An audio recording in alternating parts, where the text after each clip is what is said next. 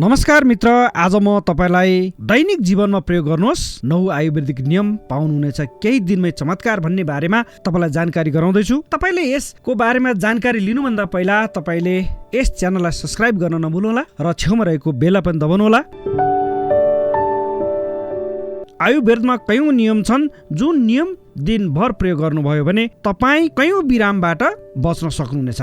आयुर्वेदिक डाक्टरले केही नियम बताएका छन् जसको प्रयोग हाम्रो स्वास्थ्यका लागि निकै लाभदायक हुनेछ। बिहान उठेदेखि राति सुत्नु अघिसम्म प्रयोग गर्नुहोस् यी 9 नियमहरू। नम्बर 1, दिनभर छाती फुलाएर लामो श्वास लिनुहोस् जसले शरीरमा अक्सिजनको मात्रा बढाउने गर्दछ र सधैँ छाती पनि स्वस्थ बन्ने गर्दछ। नम्बर 2, हरेक दिन 1 वा 2 गिलास मनतातो पानी पिउनुहोस्। यसले डाइजेसनमा सुधार ल्याउन तथा हार्ट डिजिजको खतराको काम गर्दछ।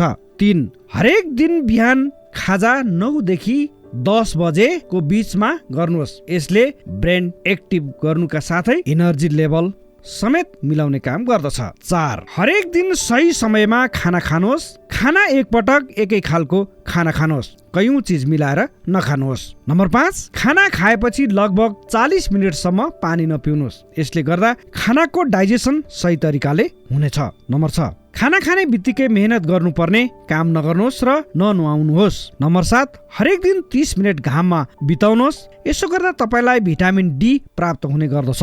नम्बर 8, दिनभर ढाडलाई सही तरिकाले राखेर बस्नुहोस् जसले ब्याक पेनको समस्या हुँदैन। नम्बर 9, दैनिक 8 देखि 9 घण्टा जरुर सुत्नुहोस्। बेडरुममा हावाका लागि भेन्टिलेसन वा पंखाको प्रयोग गर्न सक्नुहुनेछ।